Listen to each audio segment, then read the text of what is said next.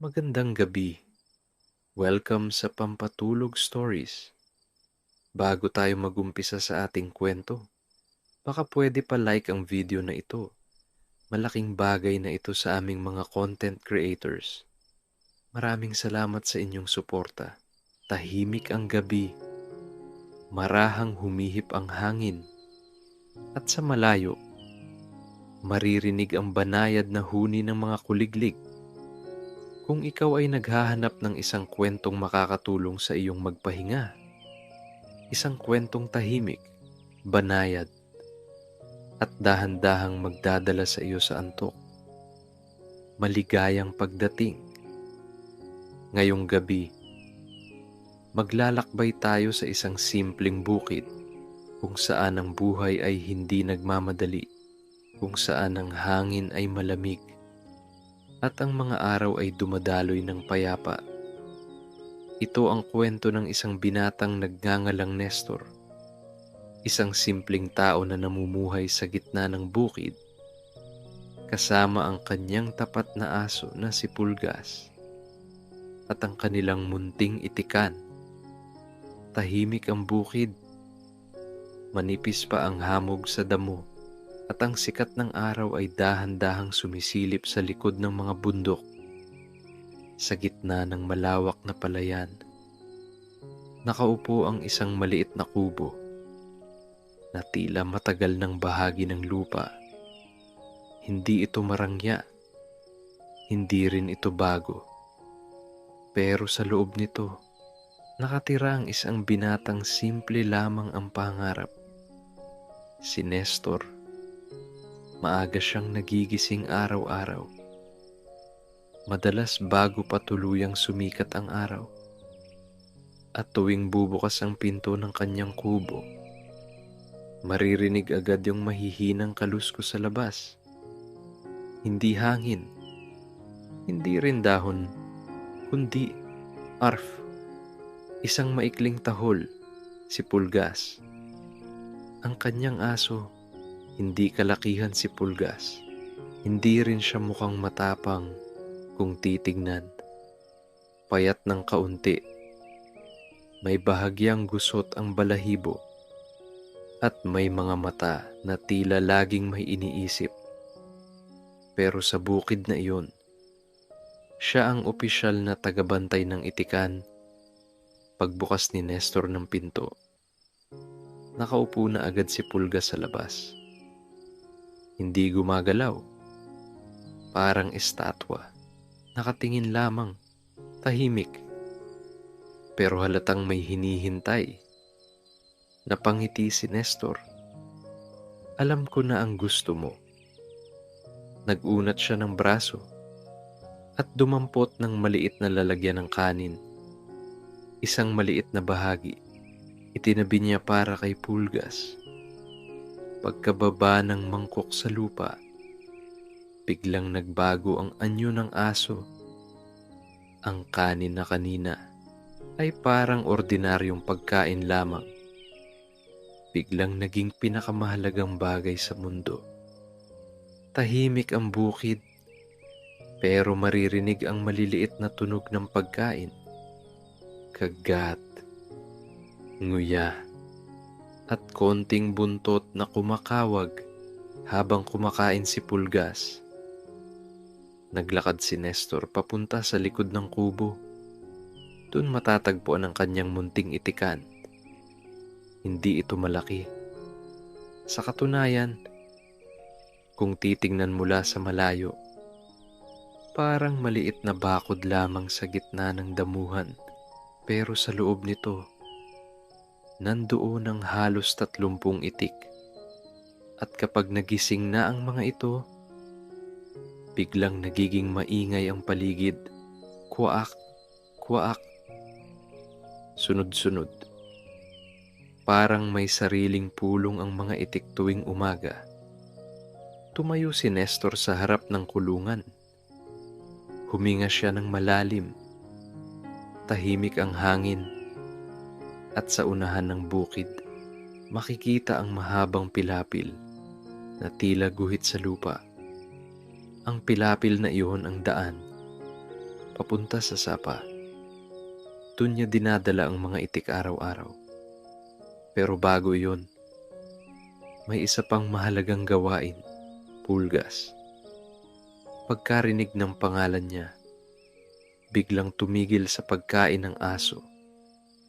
Hindi agad lumapit, pero dahan-dahan siyang tumayo, parang sundalong naghahanda sa trabaho. Lumapit siya kay Nestor at naupo muli, tahimik, handa. Napakamot si Nestor sa ulo niya. Oras na. Binuksan niya ang maliit na gate ng kulungan. Sa una, walang gumagalaw. Parang nag-iisip pa ang mga itik. Hanggang sa may isang matapang na itik ang lumabas. Kuwak! Isa pa. At isa pa. Hanggang sa biglang nagkaroon ng maliit na alon ng puting balahibo sa lupa. Lumabas ang lahat ng itik. Nagkalat sa damuhan. Ang iba, nagtatakbuhan. Ang iba, biglang kumakain ng damo. At ang isa, parang napagdesisyon ng maglakad sa maling direksyon. Napatingin si Nestor kay Pulgas. Hindi pa siya nagsasalita. Pero tila alam na ng aso ang dapat gawin. Tumayo si Pulgas. Tahimik. Nakatingin sa itik. At dahan-dahan, lumakad siya papunta rito. Hindi tumahol. Hindi nagmadali. Para lang siyang isang bantay na nagsasabing, hindi doon. Ang itik biglang tumigil. Tumingin kay Pulgas. At pagkatapos ng ilang segundo, dahan-dahan itong bumalik sa grupo. Napangiti si Nestor. Ayos. Tahimik ang bukid. At sa gitna ng malawak na palayan, nagsimula ang isa na namang simpleng araw. Isang binata, isang aso, at isang munting itikan na araw-araw ay binibigyan ng buhay ang tahimik na bukid. Mahaba ang pilapil, at sa umagang iyon, unti-unting naglalakad ang maliit na hukbo ng mga itik. Sa unahan, si Nestor. Sa magkabilang gilid, ang damuhan na basa pa ng hamog. At sa likuran, sunod-sunod ang mga itik. Kuak, kuak.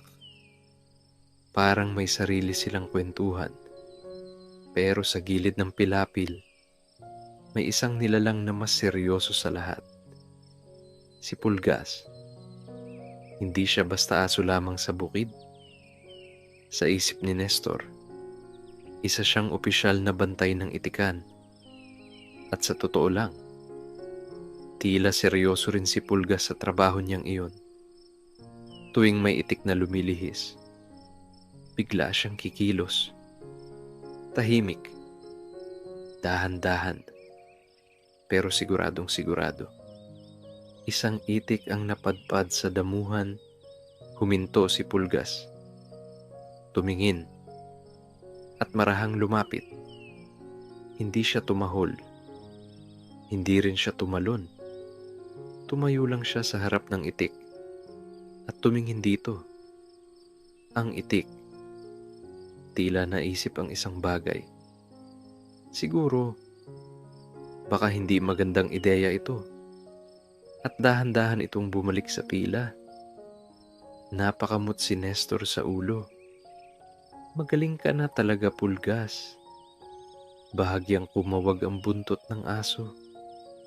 Pero hindi siya nagpakita ng sobrang tuwa. Parang gusto niyang sabihin, trabaho ko lang ito. Nagpatuloy sila sa paglalakad. Tahimik ang bukid. Ang hangin ay banayad. At sa malayo, maririnig ang mahihinang tunog ng ibon.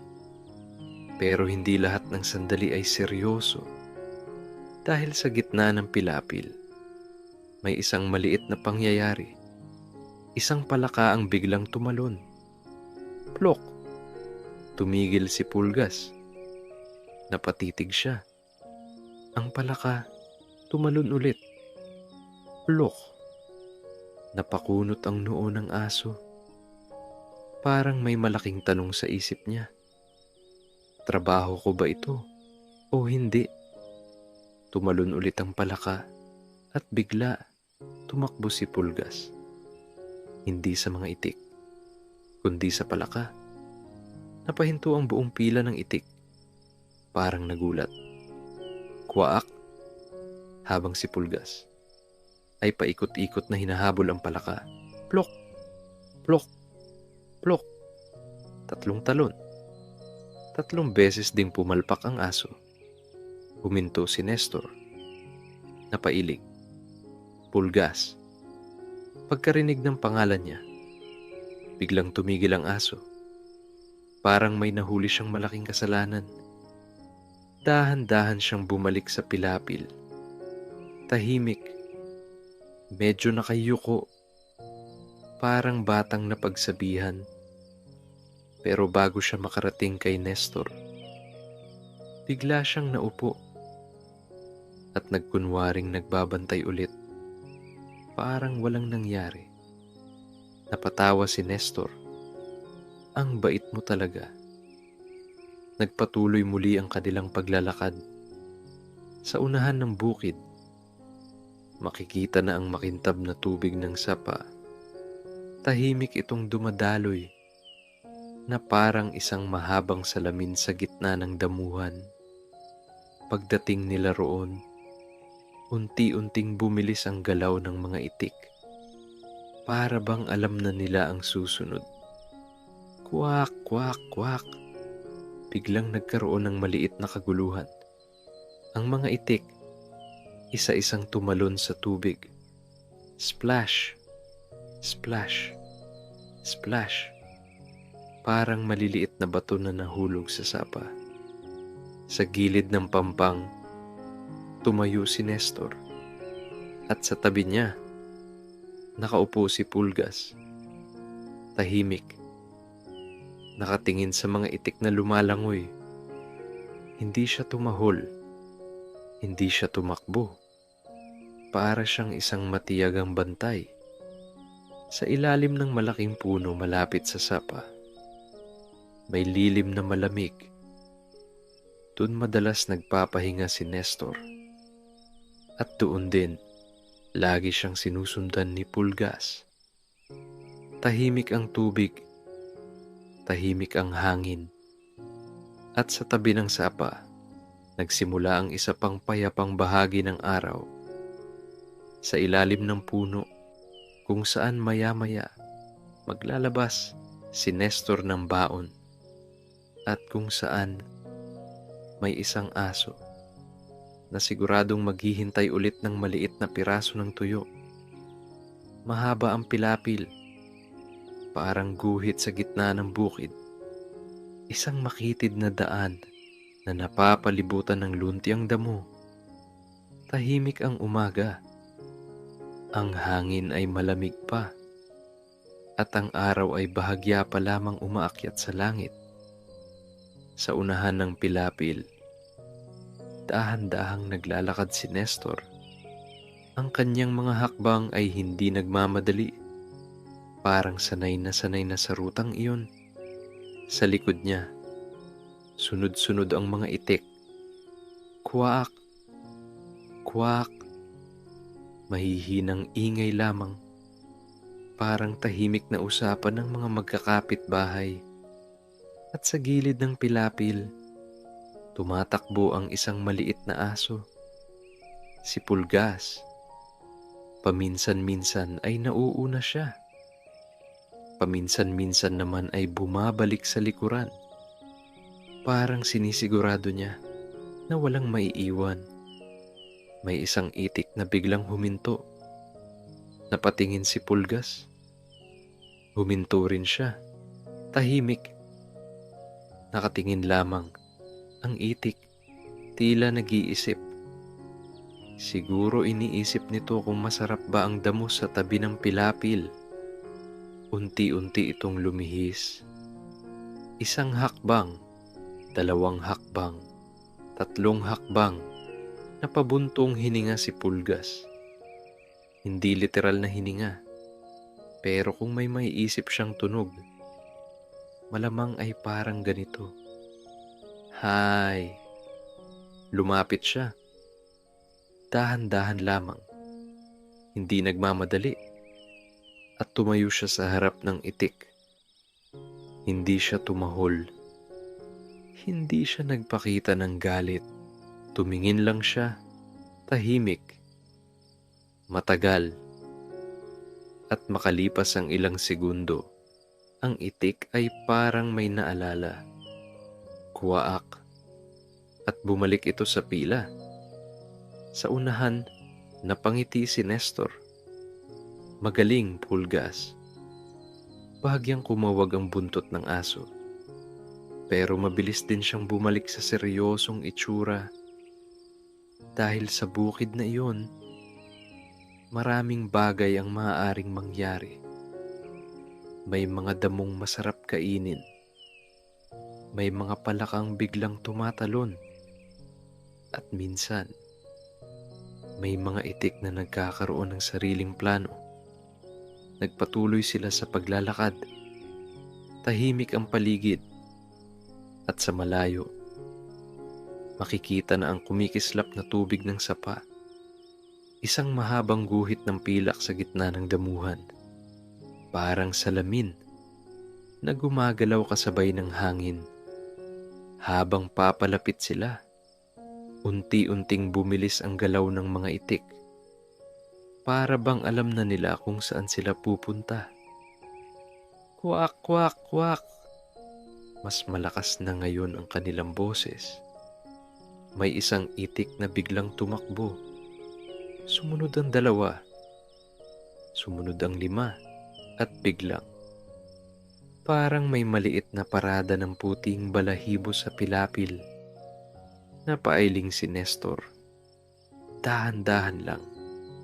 Pero hindi siya nagmamadali. Alam niyang sa huli, lahat ng itik ay papunta rin sa iisang lugar. Sa gilid ng pilapil, tumatakbo si Pulgas. Sinusubukan niyang sabayan ng lahat. Minsan nauuna siya. Minsan napapagitna sa grupo. Minsan, bigla siyang napapalingon sa kung anumang gumagalaw sa damuhan. May maliit na kuliglig na tumalon. Napahinto si Pulgas. Tumingin siya. Ang kuliglig, tumalon ulit. Sandaling katahimikan. Parang iniisip ng aso kung mahalaga ba ang bagay na yon. Pagkatapos ng ilang segundo, nagdesisyon siyang bumalik sa trabaho. Tumakbo siya pabalik sa pilapil. Sa unahan. Narating na ni Nestor ang gilid ng sapa. Huminto siya. Huminga ng malalim. Tahimik ang tubig. At ang mga dahon ng punong malapit dito ay marahang gumagalaw sa hangin. Isa-isang lumapit ang mga itik. At nang makita nila ang tubig, biglang nagbago ang kanilang galaw. Kwak! Isang itik ang tumalon. Splash! Isa pa. Splash! Isa pa. Hanggang sa biglang, parang umulan ng puting balahibo sa sapa. Splash! Splash! Splash! Ang tubig ay kumikislap sa ilalim ng araw. Ang mga itik ay lumalangoy, gumagalaw, at paminsan-minsan ay isinusubsob ang ulo sa tubig. Sa gilid ng pampang, tumayo si Nestor. At sa tabi niya, nakaupo si Pulgas. Tahimik. Nakatingin sa mga itik. Hindi siya tumatahol. Hindi rin siya tumatakbo. Para siyang isang bantay na nagbabantay sa maliit na kaharian ng mga itik. Tahimik ang sapa. Tahimik ang bukid. At sa ilalim ng malaking punong nakatayo sa tabi ng tubig, may isang lugar na malamig ang lilim. Doon, maya-maya, magpapahinga si Nestor kasama si Pulgas. At doon, unti-unting sisimulan ng kanilang tanghalian sa gitna ng tahimik na bukid. Tahimik ang sapa, ang tubig ay marahang dumadaloy, na parang isang mahabang hinga ng kalikasan. Sa ibabaw ng tubig, dahan-dahang lumalangoy ang mga itik. Ang ilan ay nagsisid, ang ilan ay nagpapalutang lamang, na parang wala silang iniisip sa mundo. Sa gilid ng sapa, may isang malaking puno. Malapad ang mga sanga nito, at ang lilim nito ay malamig kahit tanghali. Doon lumakad si Nestor. Hindi nagmamadali. Sanay na siya sa lugar na iyon. Para sa kanya, ang punong iyon ay parang isang matandang kaibigan. Pagdating niya sa ilalim nito, umupo siya sa damuhan. Bahagyang pagod ang kanyang katawan, pero payapa ang kanyang mukha. Tahimik ang hangin, at sa paligid, maririnig ang mahihinang tunog ng tubig. Sa tabi niya, lumapit si Pulgas. Hindi siya agad naupo. Sa halip, tumayo muna siya at tumingin sa paligid. Parang sinisigurado niyang maayos ang lahat. Tumingin siya sa mga itik. Tumingin siya sa damuhan. Tumingin siya kay Nestor. At saka lamang siya dahan-dahang umupo. Tahimik. Pero ang kanyang mga mata, tila may hinihintay. Napansin iyon ni Nestor. Napangiti siya. Ay oo nga pala. Dahan-dahan niyang binuksan ang maliit na lalagyan ng baon. Sa loob nito, may simpleng pagkain. Kanin, isang pirasong tuyo, at 2 kamatis. Hindi ito marangya, pero sa gitna ng bukid, ito ay sapat na. Tahimik ang paligid. Habang dahan-dahang kumakain si Nestor, isang subo ng kanin, kaunting tuyo, at kagat ng kamatis. Sa tabi niya, nakaupo si Pulgas. Hindi siya gumagalaw. Hindi rin siya tumatahol. Nakatingin lamang siya sa pagkain. Hindi kumukurap, parang estatwa. Kung may makakakita sa kanya, iisipin nilang isa siyang aso na marunong maghintay ng walang reklamo. Pero sa totoo lang, may maliit na pag-asa sa kanyang mga mata. Isang piraso lang, kahit maliit. Napansin niyo ni Nestor. Hindi niya agad ibinigay. Sa halip, kumain muna siya ng ilang subo. Pagkatapos, tumigil siya. Tumingin kay Pulgas. Si Pulgas, mas lalo pang tumuwid ang upo. Ang buntot niya, bahagyang gumalaw. 1 beses, 2 beses. Parang may lihim na kasunduan ng dalawa. Alam ko ng tingin na yan. Kumuha si Nestor ng maliit na piraso ng tuyo at ibinaba ito sa damuhan. Hindi agad gumalaw si Pulgas. Parang gusto niyang maging magalang. 1 segundo, 2. Pagkatapos, isang mabilis na kagat. Ngat-ngat. Nganga. At biglang, kumawag ang buntot niya ng mas mabilis. Tahimik ang sapa. Pero sa ilalim ng punong iyon, parang may maliit na pagdiriwang. Matapos kumain, inunat ni Nestor ang kanyang mga paa. Sumandal siya sa puno. Huminga ng malalim. Ang hangin ay malamig. at ang lilim ng puno ay parang yakap ng hapon. Sa sapa, patuloy na lumalangoy ang mga itik. Minsan, may isang itik na biglang magpapakpak. Minsan naman ay may dalawang itik na tila nagtatalo. Kwak-kwak. Sa tabi ni Nestor, nakahiga na si Pulgas. Ang kanyang ulo ay nakapatong sa damuhan.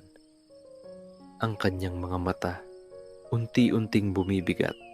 Tahimik ang paligid, at ang hangin ay banayad. May isang dahon na nahulog mula sa puno. Dahan-dahan itong umikot sa hangin, hanggang sa dumapo sa lupa. Sa malayo, maririnig ang mahihinang tunog ng kuliglig. At sa lilim ng punong iyon, unti-unting naramdaman ni Nestor ang antok. Ang kanyang mga mata, dahan-dahang pumikit, hindi mahimbing na tulog.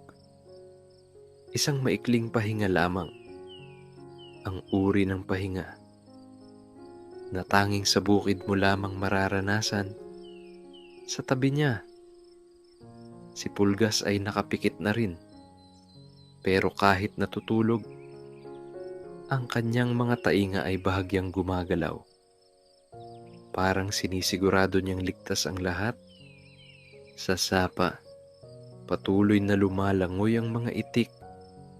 Tahimik, payapa, at sa gitna ng tahimik na bukid, sa ilalim ng isang matandang puno, nagpahinga ang isang binata at ang kanyang aso, habang ang araw ay dahan-dahang umaakyat sa kalangitan. Tahimik ang bukid, ang araw ay nasa gitna na ng langit, at ang hangin ay bahagyang umiinit. Sa tabi ng sapa, patuloy na lumalangoy ang mga itik. Minsan ay magkakatabi sila, minsan naman ay hiwa-hiwalay. May ilan na nagsisid sa tubig, at may ilan na tila nagpapalutang lamang sa agos. Kuak. Mahina lamang ang kanilang mga tinig. Parang hindi nila gustong sirain ang katahimikan ng hapon. Sa ilalim ng malaking puno, nakasandal si Nestor. Ang kanyang sombrero ay bahagyang nakatakip sa kanyang mga mata. Hindi siya tulog na tulog, pero hindi rin siya ganap na gising. Ang ganitong pahinga ay pamilyar sa mga taong sanay sa bukid. Isang maikling sandali kung saan ang katawan ay nagpapahinga, habang ang hangin ay marahang dumadampi sa balat. Sa tabi niya, nakahiga si Pulgas. Ang kanyang ulo ay nakapatong sa damuhan. Ang kanyang buntot ay bahagyang gumagalaw paminsan-minsan. Parang may napapanaginipan siyang masayang bagay. Siguro, isang malaking buto. O kaya naman, isang palakang hindi na siya tinatakbuhan. Tahimik ang paligid. Hanggang sa biglang, kwak! Napamulat si Nestor. Umangat ang ulo ni Pulgas. Pareho silang tumingin sa sapa. May dalawang itik na tila nag-aagawan sa isang maliit na bahagi ng damo. Kwak, kwak, kwak. Mabilis na ingay. Parang maliit na argumento sa gitna ng tubig. Napailing si Nestor. Hindi talaga kayo mapakali. Sa tabi niya, bumangon si Pulgas. Tumingin siya sa mga itik. Tahimik. Parang iniisip kung kailangan ba niyang makialam. Lumapit siya sa gilid ng sapa, tumayo, at tumingin lamang. Ang dalawang itik. Tila napansin ang presensya niya. Tahimik sandali. Pagkatapos, bigla silang naghiwalay. Isa pa kaliwa, isa pa kanan.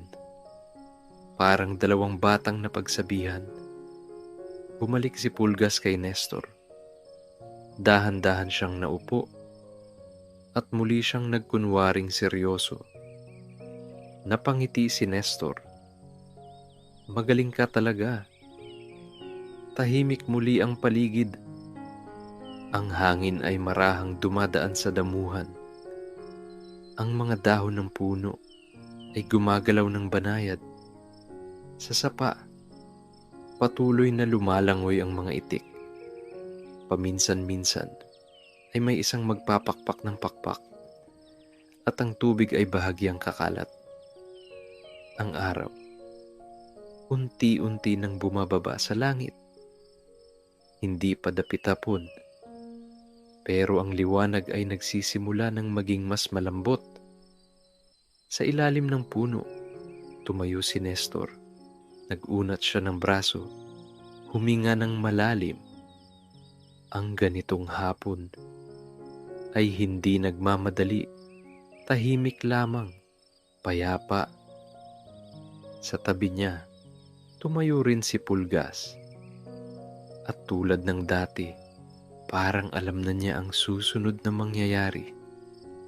Unti-unti, malapit nang matapos ang araw sa sapa. At maya-maya, kailangan na nilang tipunin muli ang mga itik. Lumalamig ang hangin, at ang araw ay dahan-dahang bumababa sa gilid ng langit. Sa ibabaw ng sapa, ang liwanag ay nagiging kulay ginto. Ang tubig ay kumikislap, na parang may maliliit na ilaw na sumasabay sa agos. Sa gilid ng pampang, tumayo si Nestor. Tumingin siya sa mga itik. Oras na. Hindi niya kailangang sumigaw. Sanay na ang mga itik sa kanyang boses. Lumapit siya sa tubig. At marahang pumalakpak. 1 beses. 2 beses. Sa sapa, ang mga itik ay unti-unting lumapit sa pampang. Kuwaak, kuwaak. Parang nag-uusap pa sila, pero isa-isa. Umaahon sila sa lupa. Sa gilid, nakatayo si Pulgas. Tahimik. Nakatingin sa bawat itik na lumalabas sa tubig. Parang isang bantay sa pintuan. May isang itik na tila nagdalawang isip. Nasa gilid na siya ng tubig. Pero parang ayaw pa niyang umalis. Tumingin si Pulgas. Tahimik. Isang hakbang papalapit. Hindi tumahol. Hindi nagmadali. Tumayo lamang siya sa tabi ng itik. At makalipas ang ilang segundo, ang itik ay umakyat din sa pampang. Napangiti si Nestor. Ayos. Unti-unting nagtipo ng mga itik sa pilapil. Parang maliit na grupo ng mga naglalakad na puting ulap. Sa unahan, naglakad si Nestor. At muli, nagsimula ang kanilang paglalakad pabalik sa bukid. Mahaba ang pilapil, tahimik ang paligid, at ang langit ay unti-unting nagiging kulay kahel. Sa gilid, tumatakbo si Pulgas. Paminsan-minsan ay lumilingon siya sa likuran. Parang sinisigurado niyang walang naiwan. May isang itik na bahagyang nahuli. Napatingin si Pulgas. Lumapit siya, dahan-dahan, at muling bumalik sa pila ang itik. Sa malayo, makikita na ang maliit na kubo ni Nestor. At sa likod nito, ang munting kulungan ng mga itik. Pagdating nila roon, binuksan ni Nestor ang gate. Isa-isa, pumasok ang mga itik.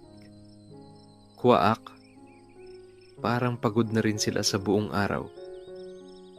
Nang makapasok na ang lahat, isinara ni Nestor ang gate. Tahimik ang bukid, at ang hangin ng dapit hapon ay malamig at payapa. Sa tabi niya, umupo si Pulgas. Ang kanyang buntot ay marahang kumakawag, parang alam niyang natapos na naman ang isang araw ng kanilang trabaho.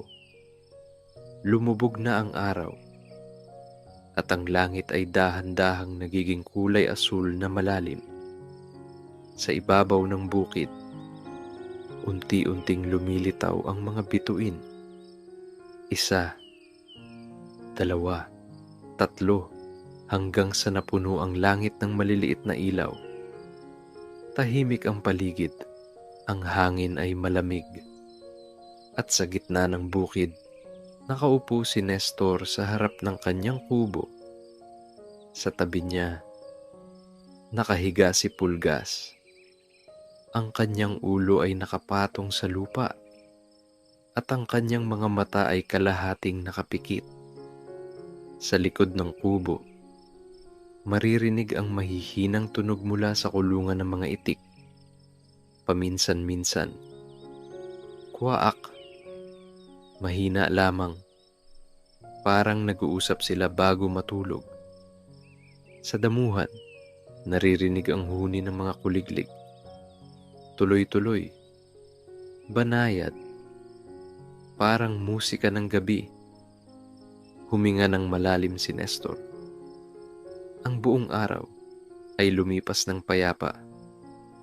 Walang pagmamadali, walang ingay ng lungsod, tanging ang bukid, ang sapa, ang mga itik, at ang kanyang aso. Tumayo siya. Dahan-dahang pumasok sa kubo, sa loob. May maliit na higaan na gawa sa kawayan. Hindi ito malambot, pero sapat na. Humiga si Nestor. Sa tabi ng pintuan, pumasok si Pulgas. Hindi na siya naghintay ng utos. Diretso siyang humiga sa sahig malapit sa higaan, parang bantay sa gabi. Tahimik ang kubo. Sa labas, patuloy ang huni ng kuliglig. Ang hangin ay dumadaan sa damuhan, at ang mga dahon ng puno ay marahang gumagalaw. Dahan-dahang pumikit si Nestor. Tahimik ang bukid, tahimik ang gabi, at sa ilalim ng payapang langit, unti-unting lumalim ang kanyang tulog. Sa sahig, nakapikit na rin si Pulgas. Ang kanyang paghinga ay banayad. Sa kulungan, tahimik na rin ang mga itik. At sa gitna ng malawak na bukid, natapos ang isang simpleng araw. Ng isang binatang nag-aalaga ng munting itikan, kasama ang kanyang tapat na aso. Sa tahimik na bukid, lumalim na ang gabi, at ang hangin ay mas malamig na ngayon. Sa munting kubo sa gitna ng palayan, mahimbing nang natutulog si Nestor. Habang sa tabi niya, nakahiga ang kanyang aso na si Pulgas. At sa likod ng kubo, ang munting itikan ay tahimik na rin sa kanilang pahinga. Ang bukid ay payapa, ang gabi ay banayad, at ang mga bituin sa langit ay tila nagbabantay sa buong lugar. Kung ikaw ay gising pa rin, huwag kang mag-alala. Hayaan mo lamang na magpahinga ang iyong isip. Pakinggan ang katahimikan ng gabi at marahang sumabay sa banayad na ritmo ng kwento. At kung sakaling nakatulog ka na habang pinakikinggan ito, iyon ay mabuti. Dahil minsan, ang pinakamagandang mga kwento ay ang mga kwentong hindi natin natatapos, sapagkat tayo ay nakatulog na sa gitna ng kanilang katahimikan. Magandang gabi, at naway maging mahimbing ang iyong tulog dito sa Pampatulog Stories.